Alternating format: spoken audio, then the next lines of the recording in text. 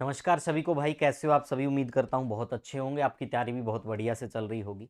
मैं आपका अपना दोस्त अजय भार्गव आप सभी का स्वागत करता हूँ आपके अपने प्यारे से स्टडी प्लेटफॉर्म पर। तो आज एक छोटी सी वीडियो के माध्यम से मैं आप लोगों को बहुत सारी बातें बताऊंगा भाई कि किस प्रकार से आप सभी एग्जाम की प्रिपरेशन है वो कैसे एक साथ कर सकते हैं। सीटी मेंस के एग्जाम कब होंगे, तो इस प्रकार के बिंदुओं पे आज हम चर्चा करेंगे। उम्मीद और अपेक्षा रहेगी आप ध्यान से सुनेंगे और मेरे द्वारा जो जो बात आपको बताई जाए एक बार उसको जरूर अपनी जिंदगी में लागू करने का काम कीजिएगा। अगर आपको सफलता ना मिले तो मुझे जरूर बता सकते हैं। सीटी मेंस एग्जाम डेट भाई, CT mains and group D, Delhi police, Haryana police, सभी एग्जाम की प्रिपरेशन हम कैसे एक प्रकार से कर सकते हैं। और मैं ये सारी बातें अपने अनुभव के आधार पे बताऊंगा भाई। लगभग 5 से ज्यादा बार गवर्नमेंट जॉब सिलेक्टेड हूं मैं ऑलरेडी, तो उसी आधार पे मैं आपको ये सारी बातें बताने जा रहा हूं। तो सबसे पहले देखो, हमें यह देखना होगा कि सिलेबस में सब्जेक्ट कौन कौन से आते हैं। बेटा सबसे पहली अप्रोच यही होनी चाहिए कि हमें यह पता होना चाहिए कि आजकल सिलेबस में आ क्या रहा है।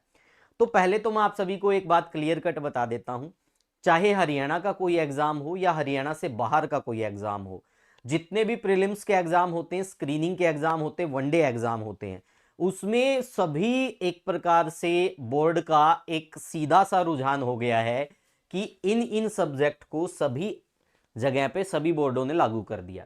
यानी कि अगर हम देखें तो स्टेट जीके, कोई भी एग्जाम होगा तो उसकी स्टेट जीके हो सकती है, math, reasoning, English, Hindi, computer, GK, GS, यही चीजें बार बार सभी परीक्षाओं में प्रीलिम्स एग्जाम में पूछी जाती है। इसका एक उदाहरण दे देता हूं आपको। एचपीएससी का स्क्रीनिंग हुआ, उसमें भी सेम सीटी प्री वाला सिलेबस था, ग्रुप डी वाला सिलेबस था, और सब में एक ही बात कही जाती कि 10th स्टैंडर्ड तक का हम पूछेंगे। तो फिर अलग से सिलेबस कुछ भी नहीं रहा। बस टीचिंग एग्जाम में क्या होता है, सीडीपी, पेडागोगी, इस प्रकार की चीजें पूछ ली जाती हैं। आपको सिर्फ वो चीज अलग से करनी है, बाकी कुछ से अलग पढ़ने की जरूरत नहीं है। सभी prelims exam, screening exam, one day exam इन्हीं सब्जेक्टों के इर्द गिर्द घूमते हैं। तो जब भी आप अपनी तैयारी कर रहे हो तो बेटा एक चीज जरूर ध्यान में रखना, आपको पोस्ट वाइज नहीं पढ़ना, आपको सब्जेक्ट वाइज पढ़ना है। कभी ऐसा ना हो कि जी केवीएस की पोस्ट आ गई हो, आपको जी केवीएस में आता है जी मैथ, रीजनिंग, इंग्लिश, हिंदी, अभी एनवीएस वाले में सब आता है और सीडीपी तो नहीं आएगी, चलो मैं इनको पढ़ लेता हूं। तो बेटा एक बात बताओ, जब सब्जेक्ट स्पेशल आपने सब कुछ पढ़ रखा है तो अलग से फिर पोस्ट वाइज पढ़ने की जरूरत क्या है। तो अपनी तैयारी को इस प्रकार से कर लो कि आपको सब्जेक्ट वाइज सभी को बहुत डिटेल से पढ़ना है। तो इसमें आप देखोगे जितने भी, अगर आप किसी भी दूसरे राज्य की तैयारी भी कर रहे हो तो math, reasoning, GK, GS, English, Hindi, computer, यही सब रह गया। इसी को अगर आप अच्छे से एक बार प्रिपेयर कर लेते हो तो बार बार आपको कुछ पढ़ने की नीड नहीं है, आपकी तैयारी अपने आप हो जाएगी। देखो एक उदाहरण के तौर पे आपको बताता हूं भाई, हरियाणा ग्रुप डी और सीटी प्री लगभग सेम सिलेबस है, बस फर्क क्या है जीके जीएस के अंदर। जीके जीएस में क्या होता है, ग्रुप डी के अंदर मेंशन की गई थी पिछली बार की हम साइंस पूछेंगे 15 नंबर की। तो बेटा हमें क्या करना है, हमें इस बात को ध्यान में नहीं रखना, हमें ये बात ध्यान में रखनी है कि मुझे हरियाणा जीके पढ़नी है तो एक बार में ऐसी पढ़नी है कि कैसी भी आ जाए मेरा कवर हो जाए, सीटी प्री तक का या एचपीएससी प्रीलिम्स तक का मेरा कवर हो जाए, ऐसा हमें पढ़ना है। तो वो आप अगर बेहतरीन किताबों से पढ़ोगे तो बहुत अच्छे से हो जाएगा भाई, अच्छे टीचरों से पढ़ोगे तो अच्छे से हो जाएगा, ज्यादा कंटेंट पढ़ोगे तो हो जाएगा, नहीं तो नहीं होगा। उसके बाद मैथ्स भाई, तो मैथ्स तो भाई 10th स्टैंडर्ड तक का आता है, आपको एडवांस भी करना पड़ेगा और आपको अर्थमेटिक भी करना पड़ेगा, और अगर आप ऐसा करते हो तो आपको दिक्कत आएगी नहीं। उसके बाद नेक्स्ट भाई रीजनिंग, तो रीजनिंग में भी आपको ऐसा ही करना है, ठीक है। जीके जीएस, ठीक है भाई, इसमें आपको पता है इसमें आएगा history, polity, geography, economics, statics और साइंस, ये सब इसके अंदर होता है। करंट अफेयर भी वैसे जीके जीएस का ही पार्ट है, तो ये सब आपको पढ़ना पड़ेगा। ये किसी भी एग्जाम के लिए पढ़ना पड़ता, चाहे 1 नंबर का क्वेश्चन आए चाहे 15 नंबर के क्वेश्चन आए। यहां से इंग्लिश और हिंदी तो सभी को आप एक बार अच्छे से पढ़ लो ना, बार बार आपको जरूरत ही नहीं पड़ेगी अलग से कुछ पढ़ने की। अब लोगों के दिमाग में क्या फितूर है कि मुझे ग्रुप डी का बैच चाहिए, कई कहेंगे कि सीटी मेंस का बैच चाहिए। अरे सिलेबस तो सेम है, मोर देन 75% सिलेबस सेम है। अब मैं आपको एक एक चीज बताऊंगा, ध्यान से देखो। तो सीटी प्री का और हरियाणा ग्रुप डी का एग्जाम सेम है। अगर मान लो आपने ये तैयारी कर ली तो स्वाभाविक सी बात है, आपने हरियाणा पुलिस की भी तैयारी कर ली, आपने दिल्ली पुलिस की भी तैयारी कर ली और सीटी मेंस की आपने 75% तैयारी कर ली। ये अप्रोच आपको रखनी पड़ेगी। अब ध्यान से देखो, ग्रुप डी में और सीटी प्री में सेम सिलेबस है, हरियाणा पुलिस में भी सेम सिलेबस है, लेकिन प्लस क्या ऐड होता है, कंप्यूटर ऐड हो जाता है। क्या ऐड हो जाता है बेटा, कंप्यूटर। वैसे सीटी प्री में भी कंप्यूटर आता है, एनिमल हस्बेंड्री ऐड हो जाती है, थोड़ा 2-4% पूछ लिए जाते हैं। ट्रैफिक रूल्स के बारे में 2-3 प्रश्न पूछ लिए जाते हैं, फर्स्ट एड के बारे में पूछ लिया जाता है, एक यहाँ पर मूल विधि के बारे में। मूल विधि वैसे पार्ट किसका होता, पॉलिटी का ही होता है, ठीक है भाई। तो यहाँ से भी प्रश्न पूछ लिए जाते हैं, जैसे संविधान से रिलेटेड, कॉन्स्टिट्यूशन से रिलेटेड, आर्टिकल से रिलेटेड पूछ लेते हैं, और बहुत सारे एक्ट के रिलेटेड पूछ लेते हैं। उसके बाद दिल्ली पुलिस में क्या है, math, reasoning, GK, GS, computer और करंट, ये सारी चीजें यहाँ हम कवर तो कर चुके हैं बेटा। जब आप सब्जेक्ट वाइज पढ़ोगे तो सब कवर हो रहा है, लेकिन जब आप पोस्ट वाइज पढ़ोगे तो बेटा कुछ भी कवर नहीं हो रहा। पोस्ट वाइज में क्या होता है, कोई आपको ऐसे ही मतलब फद्दू बना देगा, फद्दू बनाने का मतलब पागल बना देगा कि मैथ्स तो हरियाणा के अंदर है ना, अर्थमेटिक पूछा जाता, एडवांस नहीं आता। आप अर्थमेटिक पढ़ के आपने खुद का नाश खुद ही कर लिया। तो आप लोगों को ये ध्यान में रखना बेटा, पहले जो जो सिलेबस इसके अंदर मेंशन है पूरा कंप्लीट सब्जेक्ट आपको पढ़ना। ये नहीं कि अर्थमेटिक पढ़ना, एडवांस नहीं पढ़ेंगे, सब पढ़ो। आपके साथ के साथ बाकी एग्जामों की भी तो तैयारी हो रही है। आपके कितने ज्यादा ऑप्शन बढ़ गए हैं, आपको कितने मौके मिलेंगे एग्जाम देने के। अगर आप सारे एग्जाम देंगे तो कहीं ना कहीं सिलेक्टेड भी होंगे। हरियाणा पुलिस, ये इस प्रकार से हम पढ़ लेंगे। दिल्ली पुलिस में सेम यही चीजें, अलग से कुछ भी नहीं है। एक ध्यान रखना बेटा, कंप्यूटर और करंट अफेयर, आजकल सभी एग्जाम में इनका मार्जिन, एक ईवीएस, 3 सब्जेक्ट का मार्जिन कंटिन्यू बढ़ता जा रहा है। तो आप तीनों को ध्यान में रखकर पढ़ेगा जब भी आप कोई भी एग्जाम की तैयारी करें। उसके बाद सीटी मेंस, इसमें सिलेबस सेम रहेगा, प्लस अलग से क्या ऐड किया एग्जामिनर ने, क्या किया भाई, थोड़ा आप लोगों का दिमाग परखने के लिए अलग से ईवीएस दे दिया भाई, इसको हम विस्तार से पूछेंगे। तो बेटा आपको पता होना चाहिए, जीके जीएस में ज्योग्राफी होती है, ज्योग्राफी का ही पार्ट ईवीएस होता है। क्या आप उद्यान के बारे में नहीं पढ़ते, क्या आप आर्द्र भूमि के बारे में नहीं पढ़ते, ठीक है, क्या आप पर्यावरण से संबंधित एक्ट नहीं पढ़ते, डेट्स नहीं पढ़ते, क्या नहीं पढ़ते भाई, आप सब कुछ तो पढ़ते हो ज्योग्राफी में। मिट्टी के बारे में नहीं पढ़ते क्या, जलवायु के बारे में नहीं पढ़ते क्या, तो वही तो है ईवीएस, इन्वायरमेंटल स्टडी, जो पर्यावरण से संबंधित है, ठीक है। उसके बाद हरियाणा इकोनॉमी, क्या आप हरियाणा जीके में हरियाणा इकोनॉमी नहीं पढ़ते भाई? जो नहीं पढ़ाता उसकी गलती है। इकोनॉमिक सर्वे आता है हर साल, वही पढ़ लो, बहुत है, और लगभग 220 से 25 पेज का आता, मैं तो हर बार करवाता हूं। उसके बाद डिजास्टर मैनेजमेंट, अब बहुत सारे बच्चे कहेंगे जी ये तो अलग से सब्जेक्ट है। अरे डिजास्टर मैनेजमेंट ईवीएस का पार्ट होता है। ईवीएस में क्या होता है, पर्यावरण के कारण जो आपदा होती है उसकी मैनेजमेंट के लिए डिजास्टर मैनेजमेंट होता है, और ये हर बार पढ़ाया जाता है। उसके बाद रूरल मार्केटिंग इकोनॉमिक्स, अब रूरल मार्केटिंग यानी कि ग्रामीण विपणन एक प्रकार से हो गया, ये अलग से सब्जेक्ट है, आपको रीड करना पड़ेगा। इकोनॉमिक्स आप यहां भी पढ़ते हो तो वही चीज आपको पढ़नी है, ठीक है भाई। इंश्योरेंस प्लस फर्स्ट एड, ये आपको अलग से, यानी आपको मात्र 2 ही चीज अलग से पढ़नी पड़ी, रूरल मार्केटिंग और इंश्योरेंस प्लस फर्स्ट एड, अगर आपने अच्छे से तैयारी कर रखी है तो ये मेंटलिटी दिमाग से निकालनी पड़ेगी कि हम सब्जेक्ट वाइज नहीं पढ़ेंगे, हम तो पोस्ट वाइज पढ़ेंगे। आपने देखा होगा जब भी ग्रुप डी का एग्जाम आता है तो जो भीड़ भाई एकदम से आती है, यानी पेपर देने बिना तैयारी के, तो उनके लिए किताब निकाली जाती है हरियाणा ग्रुप डी स्पेशल, उसमें सारे सब्जेक्ट में से छोटा छोटा थोड़ा थोड़ा इंपॉर्टेंट डाल देते हैं, और वो सबसे ज्यादा बिकती है। इसका मतलब क्या, वो उस भीड़ के लिए जिसको कामयाब नहीं होना। तो बेटा आप उस भीड़ में शामिल ही क्यों होना चाहते हो, आप अपने तरीके से पढ़ो ना। जब आप तैयारी करने वाले हो, आपके पास अच्छे टीचर्स हैं, अच्छे साथी हैं आपको समझाने वाले, तो फिर क्यों जानबूझ के गर्त में जाना चाहते हो भाई। तो ऐसे तैयारी करो जिससे आपको दिक्कत ही नहीं आए कहीं भी, ठीक है। उसके बाद नेक्स्ट देखो भाई, स्मार्ट अप्रोच क्या होती है। कोई भी एग्जाम बच्चा है अगर वो तैयारी कर रहा है तो उसके लिए स्मार्ट अप्रोच क्या है, ध्यान से देखिएगा भाई। फ्रेशर अगर कोई भी बच्चा है तो वेटेज ऑफ सब्जेक्ट आपको कभी नहीं देखना चाहिए कि ये सब्जेक्ट 15 का आएगा, ये 2 का आएगा, तो मैं 15 के हिसाब से ज्यादा समय दूं और 2 के हिसाब से कम। ये बहुत बड़ी गलत बात है, और ऐसा करते हो तो आपकी तैयारी कभी भी अच्छी नहीं हो पाएगी। उसके बाद पोस्ट स्पेशल स्टडी कभी नहीं करनी चाहिए भाई, आपको कभी भी ग्रुप डी के हिसाब से नहीं पढ़ना चाहिए, सीटी मेंस के हिसाब से आपको पढ़ना चाहिए। सब्जेक्ट जो जो दिया है उसको हम पूरी डिटेल से पढ़ेंगे। उसके बाद सब्जेक्ट स्पेशल स्टडी बिल्कुल होनी चाहिए जी। अगर मैथ हम पढ़ रहे हैं तो मैथ हम 10th लेवल तक का सारा कंप्लीट करेंगे एक बार में ही। अगर हम रीजनिंग पढ़ रहे हैं तो सारे टॉपिक कवर करेंगे। अगर हम हिंदी पढ़ रहे हैं तो सारे टॉपिक कवर करेंगे हिंदी ग्रामर के। अगर हम हरियाणा जी के पढ़ रहे हैं तो सब कुछ क्लियर करेंगे। तो वो होती है भाई असली तैयारी, बुक्स प्रिपरेशन। अब ये तो आज के दिन बच्चा नदारद ही हो गया जो किताबों से पढ़ता है। बेटा जब तक आप किताबों से नहीं पढ़ोगे आपकी अच्छी तैयारी नहीं हो सकती। जो इंटेलिजेंट बच्चे होते हैं पहले किताबों से पढ़ते हैं, फिर नोट्स बनाते हैं, फिर डिफरेंट डिफरेंट सोर्सेज से यूट्यूब सोशल मीडिया का प्रयोग करके वहां से चीजें गैदर करते हैं, इकट्ठा करते हैं, अपनी चीजें बनाते हैं और फिर जाके एग्जाम क्रैक करते हैं। लेकिन किसी भी टीचर के बहकावे में आके एक झटके में बोल जाते हैं कि हाँ मैं तो इन सर से पढ़ा था और मेरा सिलेक्शन हो गया। बोलते मेरे स्टूडेंट भी हैं, लेकिन रियलिटी यही है, टीचर का योगदान उसमें नाम मात्र होता है, पढ़ना बच्चे को ही पड़ता है। उसके बाद नेक्स्ट देखिएगा नोट्स भाई, तो खुद के नोट्स बनाने चाहिए, फ्रेशर बच्चे को बिल्कुल जरूरी है। पीवाईक्यू लगाने चाहिए भाई, आप एक किताब अपने साथ थ्योरी के साथ एक पीवाईक्यू की किताब ले आओ, ताकि टॉपिक वाइज आपको पता चले पीवाईक्यू कैसे पूछे गए। मॉक नहीं लगाना चाहिए फ्रेशर बच्चे को, कभी नहीं लगाना चाहिए, जब तक उसकी पहले अच्छे से तैयारी ना हो जाए, जब तक वो सिलेबस में से गो थ्रू ना हो जाए, उसको मॉक नहीं लगाने चाहिए। डेली रिवीजन उसको करना ही करना चाहिए, ये तो भाई रीढ़ की हड्डी है अगर आप तैयारी करें उसकी। अब अगर किसी के पास अनुभव है तो उसको वेटेज ऑफ सब्जेक्ट देखना चाहिए, क्योंकि वो बच्चा एनालिसिस कर सकता है कि मुझे कौन से सब्जेक्ट पे ज्यादा फोकस करना है और मुझे कितना पढ़ना है, क्योंकि अनुभव उसको सिखा देता है। उसके बाद पोस्ट स्पेशल स्टडी, इसको भी नहीं करनी चाहिए, अगर ये करेगा तो ये भी कामयाब नहीं हो पाएगा, एक्सपीरियंस बच्चा भी।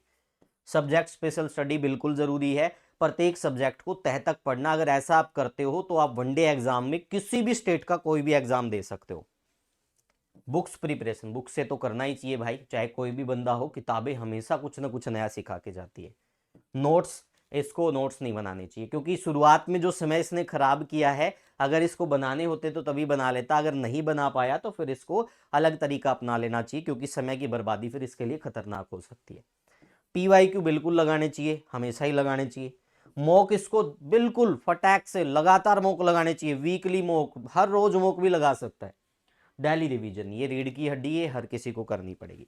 अब हम क्या कर सकते हैं भाई, हमने एक ऐसा बैच डिजाइन किया है, वो आप लोगों को मैं बता देता हूं। देखो कोई भी वनडे एग्जाम है, किसी भी स्टेट का है, ठीक है भाई, उसमें स्टेट जीके तो इसमें होगा नहीं, बाकी चाहे टीचिंग का हो नॉन टीचिंग का हो, वो सारे सब्जेक्ट हमने इसमें डाल दिए जो एग्जाम में आते हैं, और विद डिटेल फुल एक्सप्लेनेशन के साथ इसको डाला गया। आप ध्यान से देखो भाई, मैं एक एक चीज आपको बताऊंगा। यहां पर सबसे पहले देखो, ये बैच जो है ये मिशन सिलेक्शन के नाम से है। किसके नाम से बेटा? Mission selection. बैच का नाम क्या है? मिशन सिलेक्शन बैच, ठीक है भाई। और ये किस एप्लीकेशन पर अवेलेबल है? SK classes live. ये आप गूगल प्ले स्टोर पे सर्च करोगे आपको मिल जाएगी, उसमें मिशन सिलेक्शन बैच है भाई। इसमें हरियाणा जीके की 169 वीडियो, 166 दिखा रहा है लेकिन टोटल 169 वीडियो है। 169 वीडियो के साथ सभी वीडियोज को सिगमेंट में तोड़ दिया गया। पहले मोस्ट इंपोर्टेंट वीडियोज है 15 क्लास, जिसमें से सीधे डायरेक्ट पर्सन आते हैं, 17-18% तो उन्हीं 15 क्लासेस में से आ जाते हैं, वो पहले डाल रखी है। उससे पहले एक बेसिक पीडीएफ है जिसमें हरियाणा के सारे आधारभूत आंकड़े हैं। अगर नगर परिषद इतनी है तो कौन कौन सी है, अगर नगर पालिका इतनी है तो कौन कौन सी है, समिति इतनी है तो कौन कौन सी है, गांव इतने तो कौन कौन सी, हर एक चीज को विस्तार पूर्वक से बताया गया 2011 की जनगणना के साथ। उसके बाद क्या है? 15 मोस्ट इंपोर्टेंट क्लास है। फिर उसके बाद 22 जिले हैं, ज्यादातर क्वेश्चन जिलों में से फंस जाते हैं। फिर हरियाणा का इतिहास है, फिर हरियाणा की पॉलिटी है, फिर हरियाणा की ज्योग्राफी है, हरियाणा की इकोनॉमिक्स है, फिर पीवाईक्यू है, और फिर प्रैक्टिस क्लास है। कुल लगा के 250 घंटे में हरियाणा जी के कंप्लीट है, विद पीवाईक्यू विद एमसीक्यू, सब कुछ कवर कर रखा है इसमें भाई, थ्योरी भी। उसके बाद है ये इंग्लिश की क्लास। यहाँ पे देखो 25 क्लास दिखा रहा भाई, ये 25 क्लास नहीं, लगभग लगभग क्लास हो चुकी है 54, और 2-2 घंटे की क्लास है। तो 54 दूनी कितना हो गया? 108। और अभी तक इंग्लिश में ग्रामर के 4 टॉपिक और बचे हुए हैं, तो लगभग 125 घंटे तो इंग्लिश ग्रामर के हैं, प्लस वोकैब सेशन अलग से रहेगा, पीडीएफ अलग से रहेगी। साइंस में क्या हो गया? हमारी बायोलॉजी कंप्लीट हो चुकी है, 44 क्लास में बायोलॉजी कंप्लीट हुई है। उसके बाद 35 से 40 क्लास में आपका ये केमिस्ट्री कंप्लीट होगी, 35 से 40 में आपकी फिजिक्स कंप्लीट होगी, यानी 100 प्लस आवर्स यहाँ पे रहेगा। यहाँ पे कितना घंटा है? 200 प्लस। यहाँ पे कितना घंटा है? 150 प्लस। यहाँ पे कितने घंटे हो जाएंगे? लगभग 120 प्लस। यहाँ पे मैथ्स भाई 50 क्लास हो चुकी है, रविंदर पांचाल सर पढ़ा रहे हैं। एसएससी मैथ के लिए साहिल सर थे, इनकी भी 40 क्लास हो चुकी है, तो टोटल 90 क्लास हो चुकी है। प्लस लगभग लगभग ये मान के चलो आपकी भाई 50 घंटे और होंगे, तो 100, यहाँ पे मैं लिख लेता हूँ 125 प्लस। ये हो गया आपका मैथ दोनों का मिला के। रीजनिंग के लगभग टॉपिक हो चुके हैं, 40 क्लास हुई है, लगभग 50 घंटे की क्लास है, तो ये आपका हो चुका है। उसके बाद इकोनॉमिक्स, इकोनॉमिक्स की 35 क्लास है, प्लस पीवाईक्यू है, हरियाणा के जितने भी आए हैं। उसके बाद पॉलिटी, पॉलिटी की 40 क्लास है प्लस PYQ है, ये साथ में ऐड कर रखे। हिस्ट्री, हिस्ट्री में लगभग लगभग भाई आपकी 80 क्लास होगी, 80 क्लास होगी भाई। एंशियंट है, मेंडिवल है, और सारी की सारी ये रिकॉर्डेड फॉर्मेट में आप मान के चलो 80 क्लास का मतलब सीधा सा 120 घंटे के बराबर हो गई। जब ज्योग्राफी की, ज्योग्राफी यहाँ पे 4 पार्ट में होगी, 21 वीडियोज हो चुकी हैं, और लगभग लगभग ज्योग्राफी की अगर हमें ईवीएस भी ऐड कर दें तो ये 100 घंटे का रहने वाला है। उसके बाद ये ईवीएस है भाई, ये 25 वीडियोज में लगभग लगभग 35 घंटे का यहाँ पे हमने इसमें कंटेंट दे रखा, बल्कि 50 के इक्वल हो जाता है, क्योंकि बिना किसी शोर शराबे के, रुकावट के पढ़ाने का मतलब क्या है, इसका मतलब है अगर हम बातचीत के समय पढ़ाएं तो उससे डबल हो गया। स्टैटिक्स जीके भाई, स्टैटिक्स जीके में आर्ट एंड कल्चर पूरा हो चुका है, सभी टॉपिक कंप्लीट हो चुके हैं। ये मान के चलो इसमें लगभग लगभग आपका टॉपिक रहेगा 55 प्लस टॉपिक रहेंगे भाई इसमें।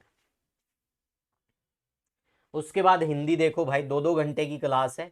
हिंदी लगभग लगभग आपकी 12 वीडियो हो चुकी, बल्कि 13 हो चुकी हैं, और लगभग 4 वीडियो और होगी, तो ये 35 घंटे में, 35 से 40 घंटे में आपकी हिंदी होगी। उसके बाद ये कंप्यूटर है, 100 घंटे में आपका कंप्यूटर होगा। सर ने 112 क्लास बताई थी, कितने समय में मैं कराऊंगा भाई। ये 1.5 वर्ष का करंट अफेयर की PDF है, आपको फ्री मिलेगी। हरियाणा पुलिस स्पेशल डाटा, इसमें एनिमल हैजबेंड्री मिलेगा, हरियाणा पुलिस का डाटा मिलेगा, साथ में आपको मूल विधि मिलेगी, वो सारी इसके अंदर है। ये PDF और वीडियो दोनों फॉर्मेट में है। सिटी मेंस के एक्स्ट्रा सब्जेक्ट है सारे के सारे, रूरल मार्केटिंग हो, EVS हो, डिजास्टर मैनेजमेंट हो, सब कुछ मिलेगा यहाँ पे, इंश्योरेंस हो। ग्रुप डी के लगभग लगभग 15 मॉक ग्रुप डी के हैं इसके अंदर भाई, 15 मॉक CET प्री के हैं, और अभी 15 मॉक CET मेंस के इसमें डालेंगे, और एक मॉक इसमें हरियाणा पुलिस का डल चुका है। तो ये 16 मॉक पेंडिंग है, 30 मॉक इसमें डाले जा चुके हैं।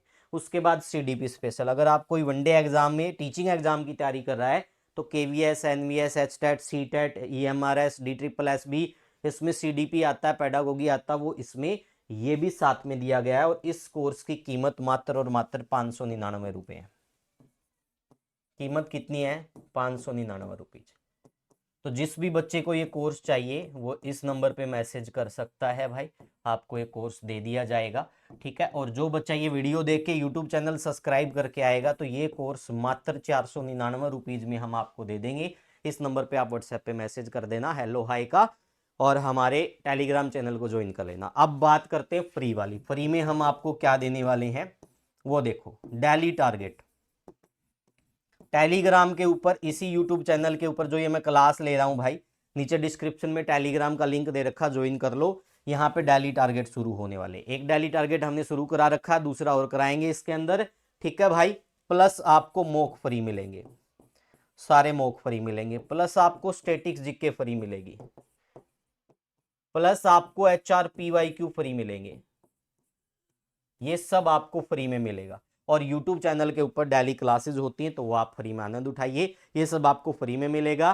तो जो भी बच्चा अगर वीडियो को पसंद करता है, तैयारी अच्छे से करना चाहता है, तो मैसेज भी कर सकता है, व्हाट्सएप पे मैसेज कर देना, आपको जरूर रिस्पॉन्स दिया जाएगा। HTET का बैच मात्र 299 रुपए में अलग से भी निकाल रखा है, हरियाणा जीके का मात्र 99 रुपए में। और कंप्लीट ये बैच आपको चाहिए, लगभग लगभग ये 1200 घंटे का बैच है भाई, 1200 प्लस का। तो जिसको भी ये चाहिए 1200 प्लस हावर्स वाला बैच, ये आपको मात्र 499 रुपए में मिल सकता है। इस नंबर पे मैसेज कर देना। आज के लिए इतना ही, thank you, take care, bye bye. अच्छे से पढ़ना, किताबों से पढ़ना, सब्जेक्ट वाइज पढ़ना, पोस्ट वाइज के चक्कर में मत पढ़ना, डेली रिवीजन करना है, मॉक टेस्ट लगाने हैं, तैयारी होने के बाद, उससे पहले नहीं लगाने, PYQ लगाने ही लगाने हैं। आज के लिए इतना ही, thank you, take care, bye bye.